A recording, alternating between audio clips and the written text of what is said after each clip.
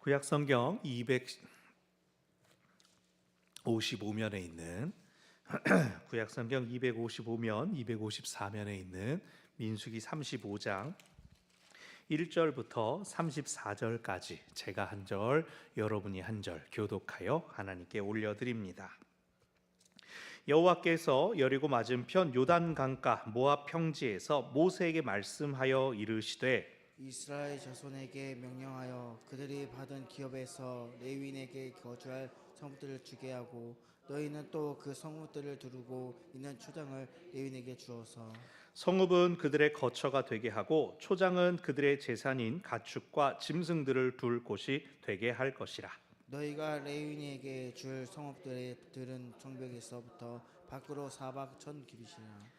성을 중앙에 두고 성 밖 동쪽에서 2000규빗, 남쪽으로 2000규빗, 서쪽으로 2000규빗, 북쪽으로 2000규빗을 측량할지니 이는 그들의 성읍의 들이며 너희가 레위인에게 줄 성읍은 살인자들이 피하여 도피성으로 6성읍이요 그 외에 42성읍이라.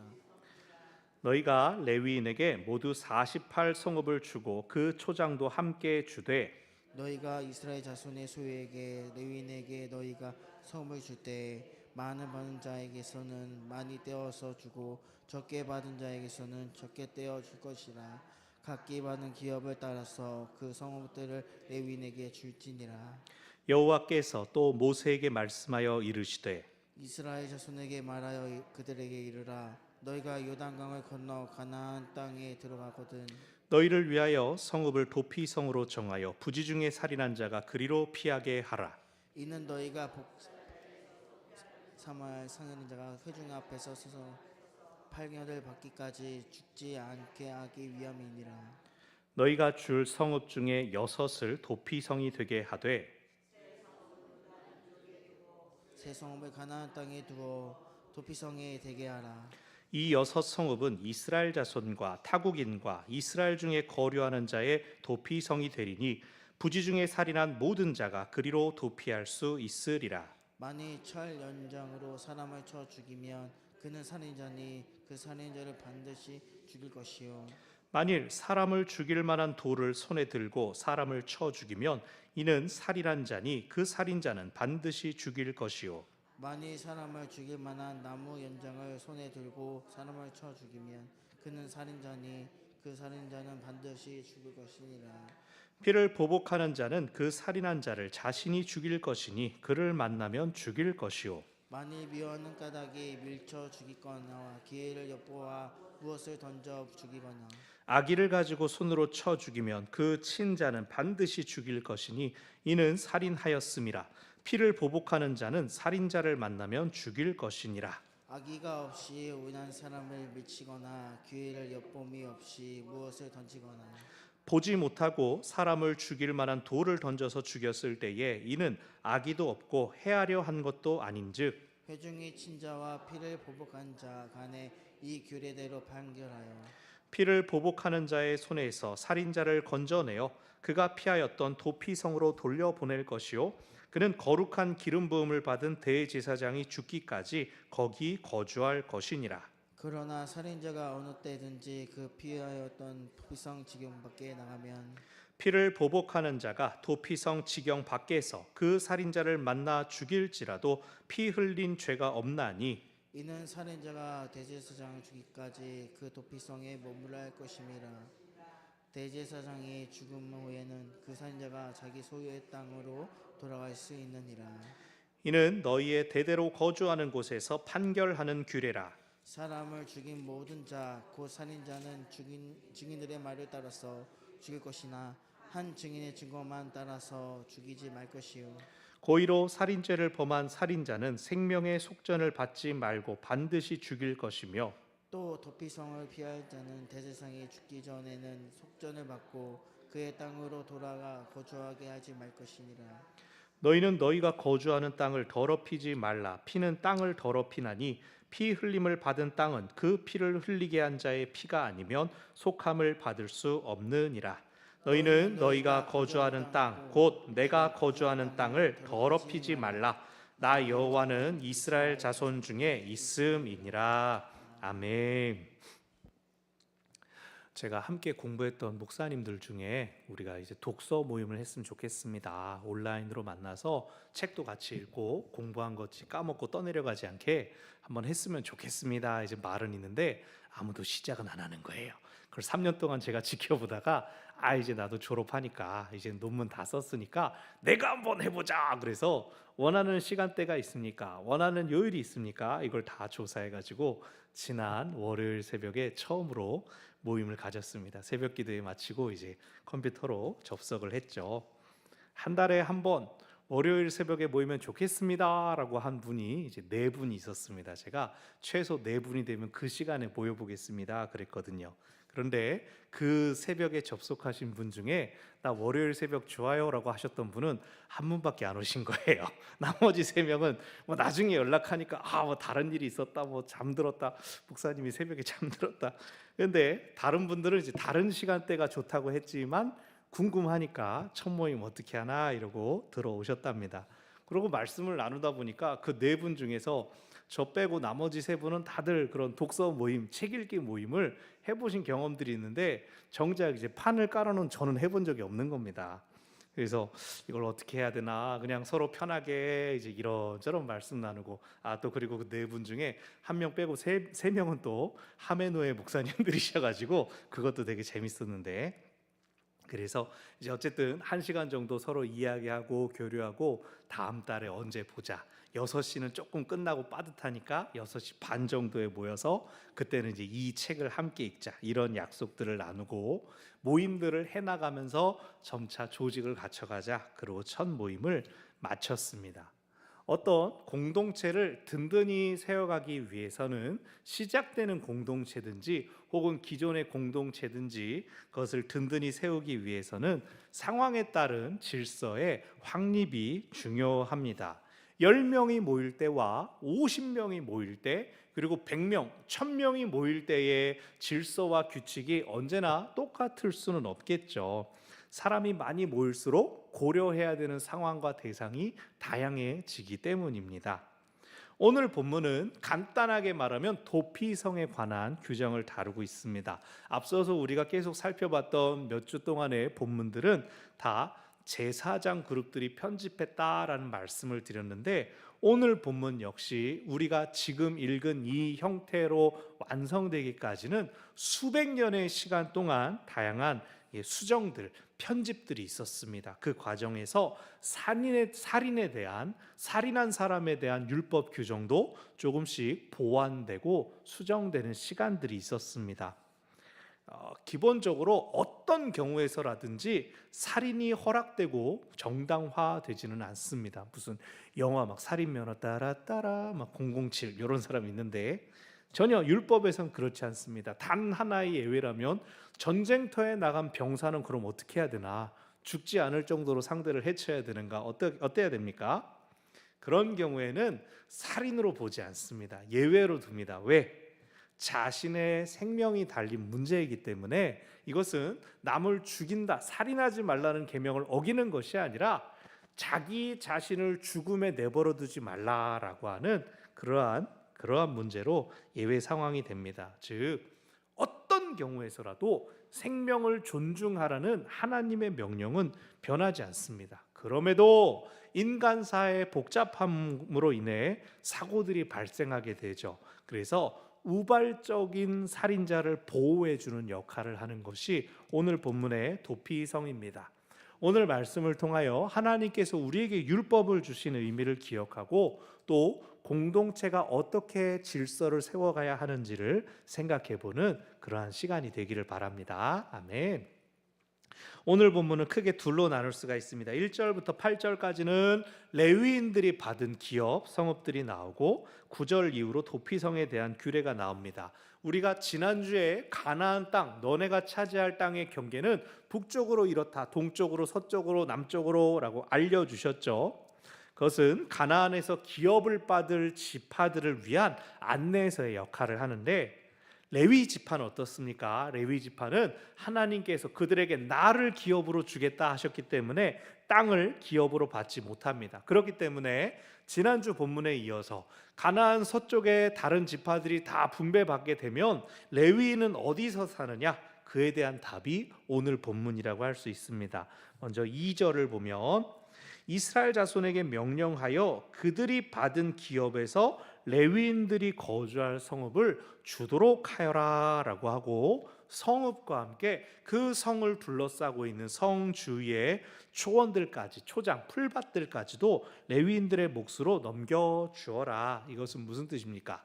레위인들이 이스라엘 자손들의 영적인 장자로 대속되었기 때문에 그들의 생계는 니들이 책임져 주어라. 니들이 하나님께 막 속해지지 않은 것들을 대신 레위 지파가 한 것이다. 그러면서 3절에 보면 초장은, 풀밭은 그들의 재산인 가축과 짐승들을 둘 곳이 되게 하라라고 하십니다.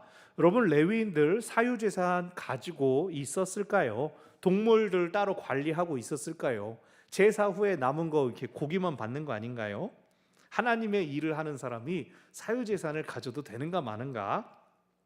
그런데 레위인들도 사유재산이 있어야 자기의 제사를 드릴 수가 있죠. 하나님이 말씀하셨지 않습니까? 자기 집에서 기른 가축으로 희생 제사를 드려라.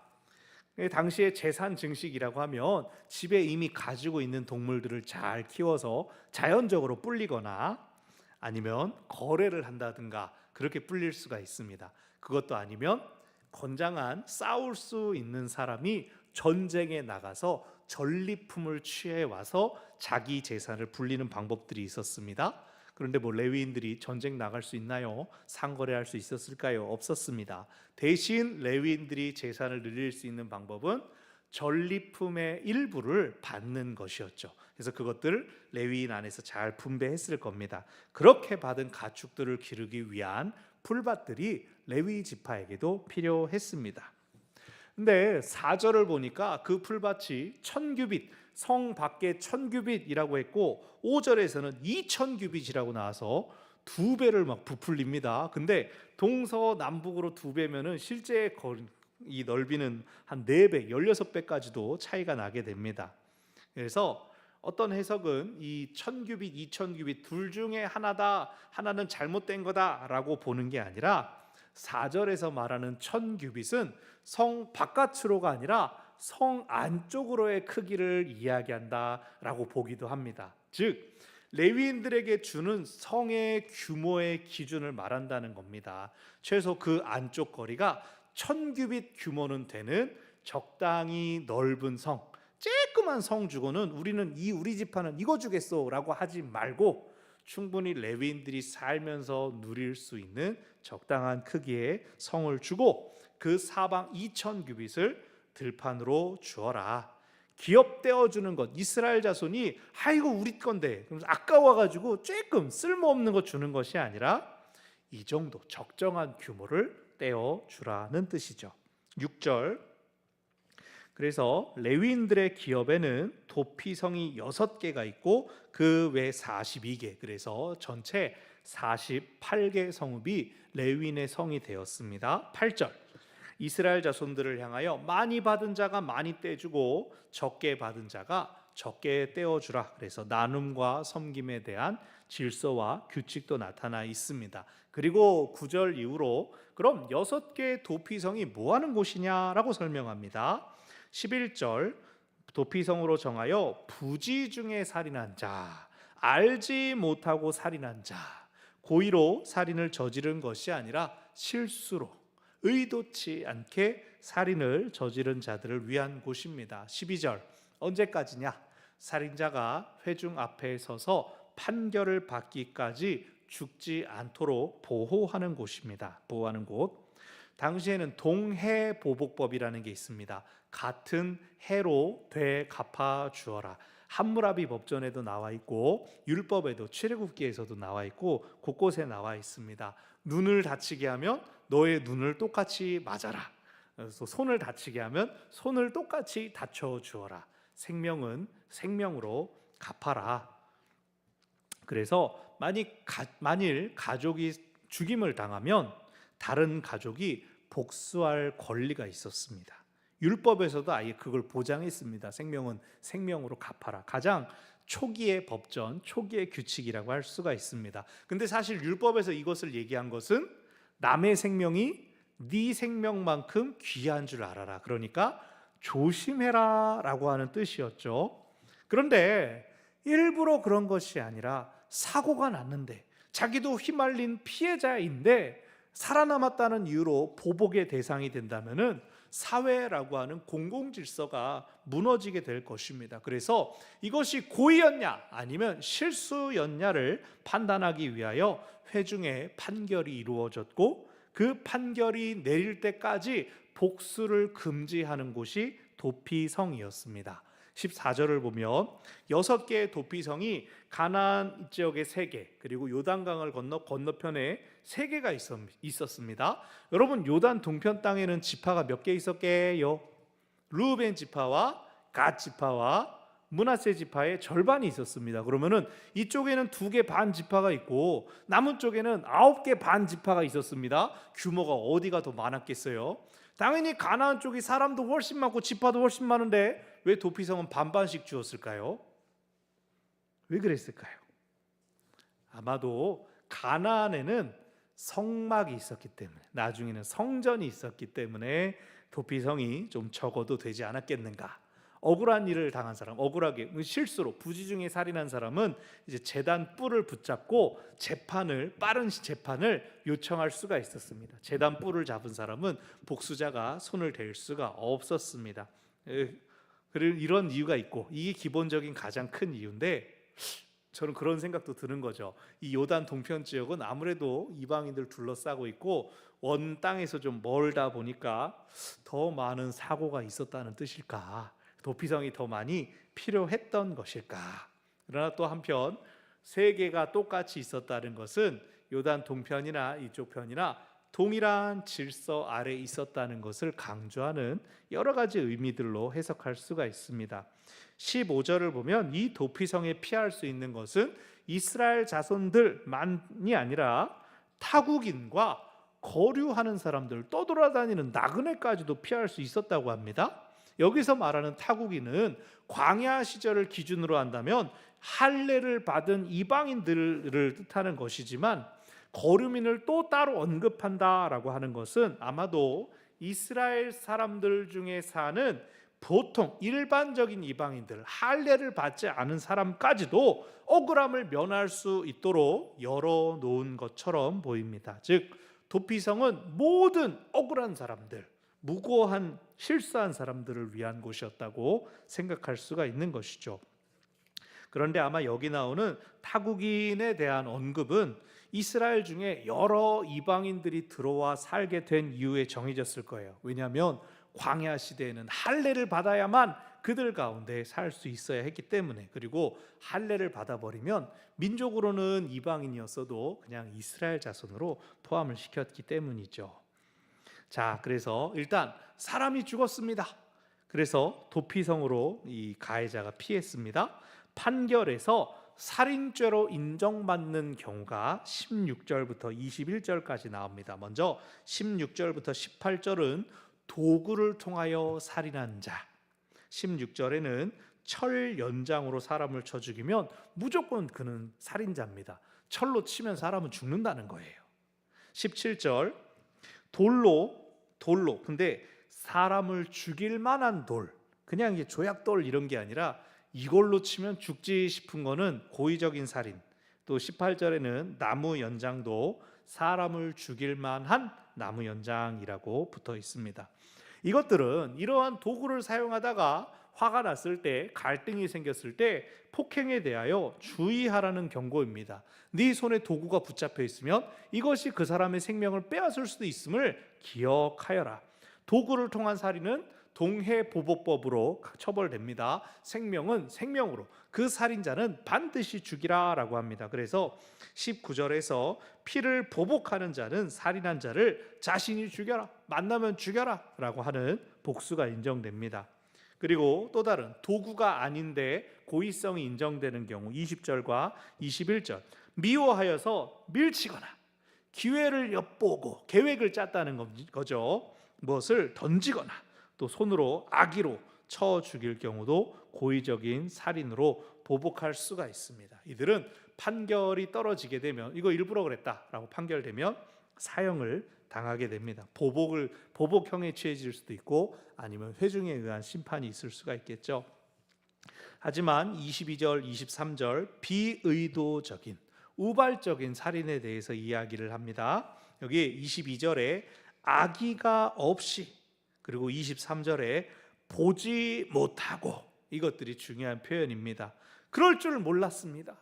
즉 사고로 발생한 살인 사건의 경우에는 24절 회중이 친자와 보복하는 자 간에 사건의 과정을 따져서 규례대로 판결하라라고 나옵니다. 이 판결이 내릴 때까지 도피성에 살인자가 머물러 있다가 판결이 내려졌습니다. 사고였다, 이 사람 실수였다, 이 사람이 일부러 죽인 게 아니다가 밝혀지면 어떻게 할까요? 다시 도피성 안에서 살게 됩니다. 무죄가 됐다고 해서 집으로 돌아가지 않습니다. 어쨌든 생명이, 당신 때문에 생명이 잃게 되었기 때문에 도피성에서 평생 살아야 합니다.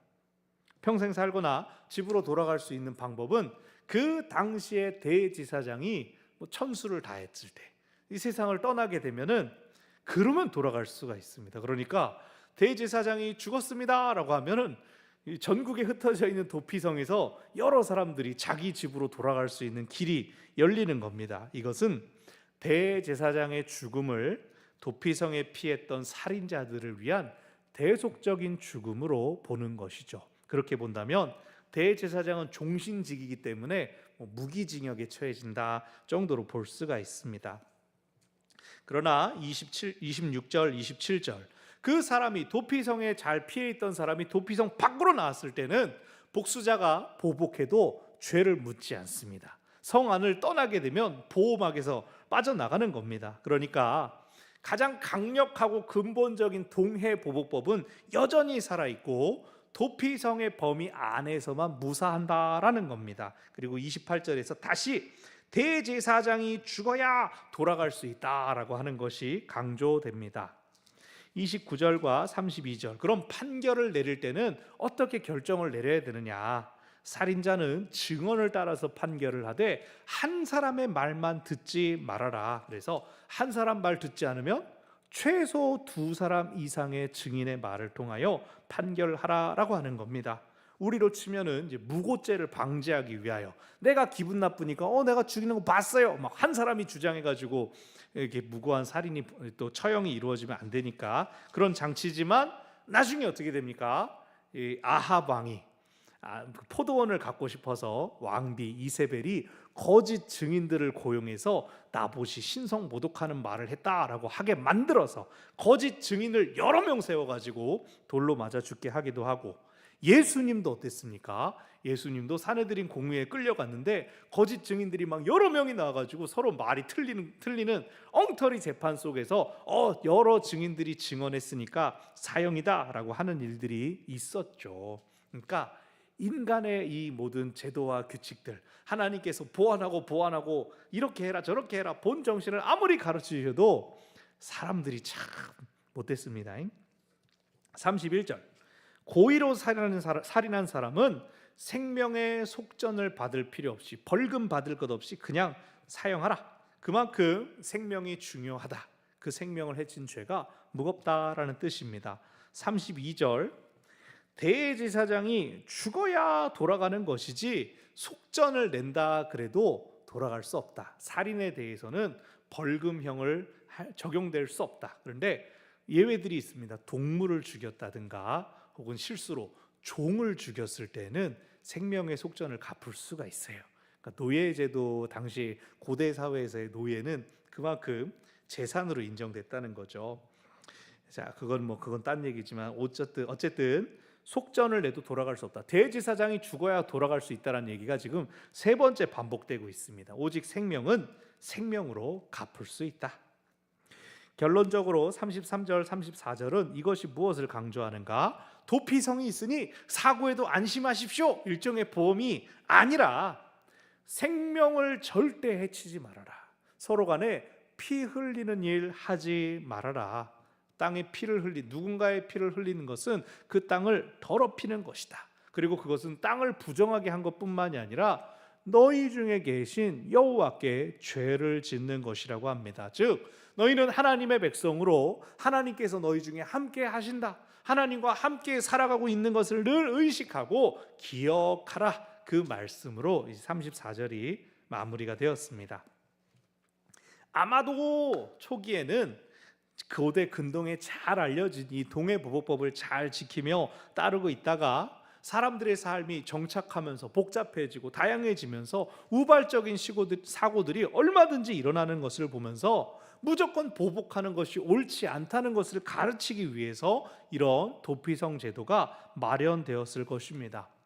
오늘 본문에서도 나타났던 것처럼 이 도피성 제도로 인하여 동해보복법이 완전히 사라지는 것이 아닙니다. 그것은 여전히 작동하지만 회중들이 증인을 통해 고의성을 판단해야 되고, 의도가 없었거나 실수였다면 보복으로 살해당하지는 않게 하여라. 하지만 생명을 해친 값은, 그 죄값은 가족과 거의 온 평생을 분리되어 자기 기업을 떠나서 살아야 하는 것입니다. 그렇다면 여러분, 도피성의 모습은 과연 어땠을까요? 기본적으로 도피성은 누구 기업입니까? 레위인들이 기업으로 받은 땅입니다. 기업으로 받은 성입니다. 근데 그 성 안에는 살인을 저지르고 재판을 기다리는 사람들이 또 살고 있었습니다. 재판을 받지 않은 고의적인 살인자들로 섞여 있었고, 재판을 받았지만 실수로라도 사람을 죽였기 때문에 거기서 이제 살게 된 사람들이 있었을 겁니다. 그럼 과연 이 도피성들은 사람이 아주 많은 북적북적거리는 막 특별시, 광역시 이랬을까요? 어땠을까요?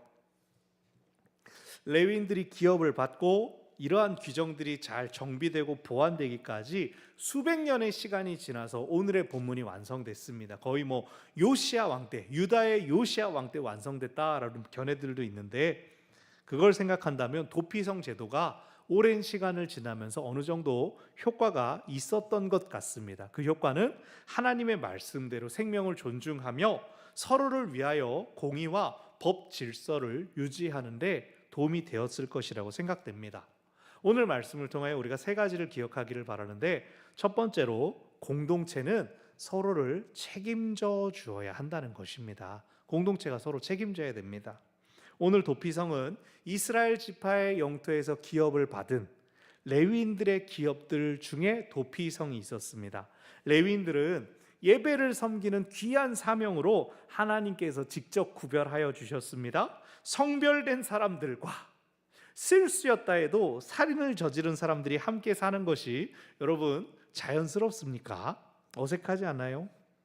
한편 또 레위인들은 하나님께서 너넨 내가 기업이야 라고 해주셨으니까 그들이 하나님의 공의를 실현하기 위한 도피성을 담당하는 것이 합당하게 보일 수도 있습니다. 명분은 분명히 있습니다. 근데 중요한 것은 레위인들이 살인자들을 떠맡은 것, 이것이 옳고 중요하다는 것이 아니라 그 도피성 자체가 이스라엘 영토 가운데 있었다는 겁니다. 이스라엘 영토 곳곳에 흩어져 있었다는 겁니다.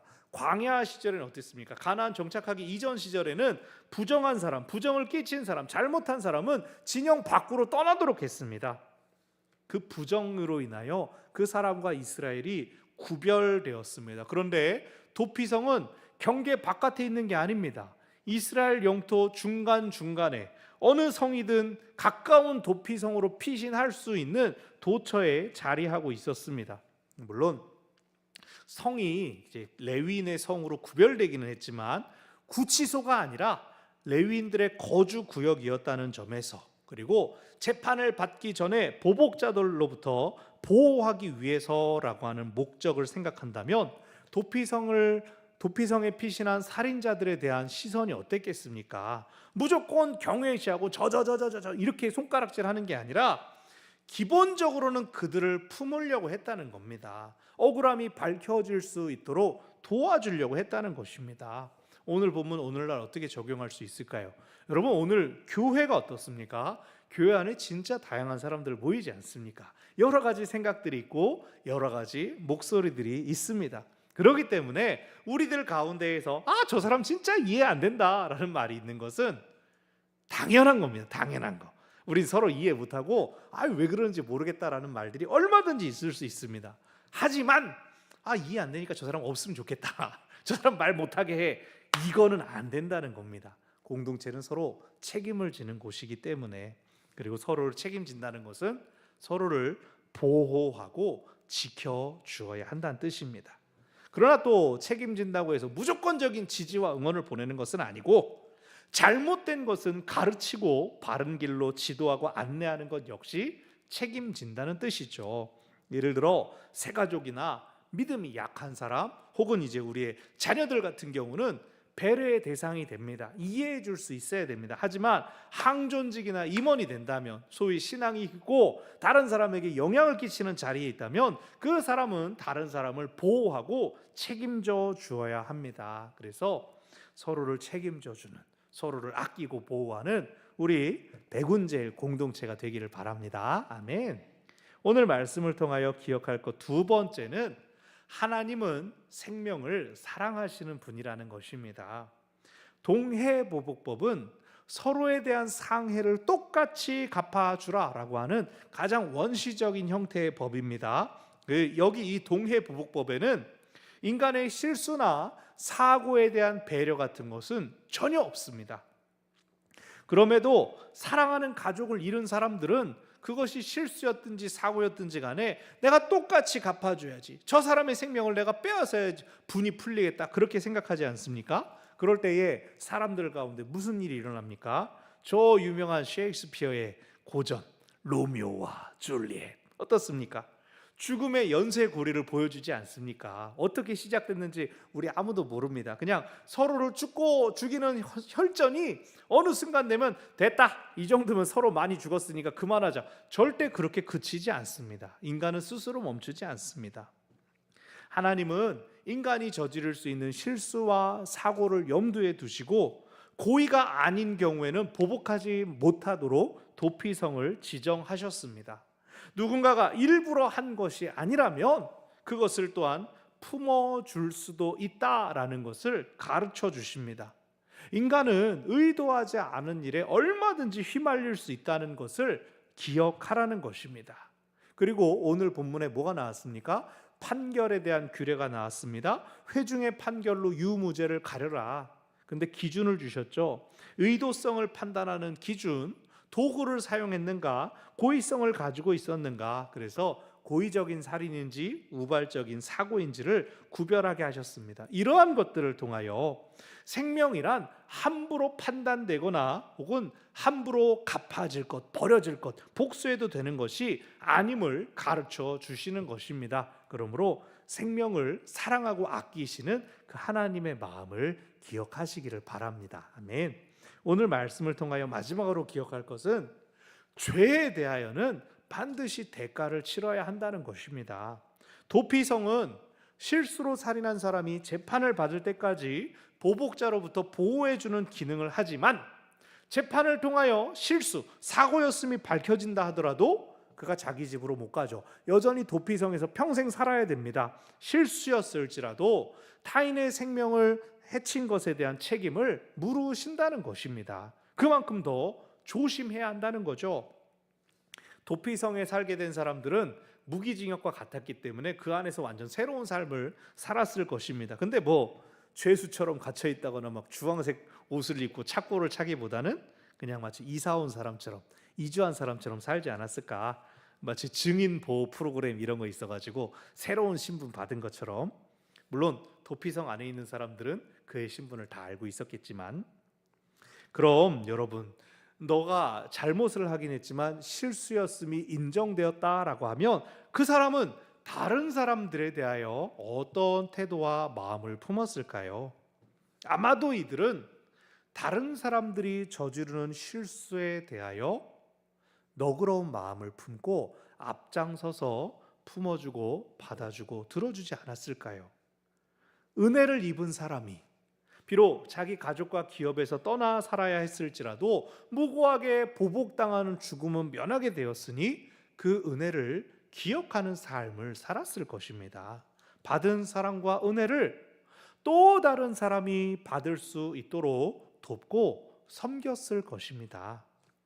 도피성은 무조건적인 용서와 사죄의 선언이 아니라 임시적인 보호이자 실수로 살인한 사람들이 평생 죄값을 치르는 곳이었습니다.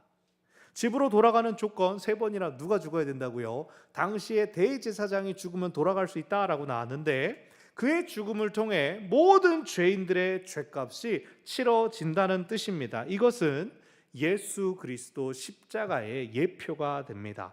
완전하신 예수 그리스도의 죽음은 시공간을 초월한 모든 사람들의 죄값을 한 번에 치러주셨습니다. 우리 죄의 대가를 치러주신 그 은혜로 오늘 우리가 살아가고 있음을 기억하시기를 바랍니다. 아멘. 말씀을 정리합니다. 오늘날 교회는 세상에서 행해지고 있는 정죄, 판단, 편가르기에 참여하는 것이 아니라 하나님의 공의가 밝혀지기를 구하며 생명을 보호하는 곳이 되어야 됩니다.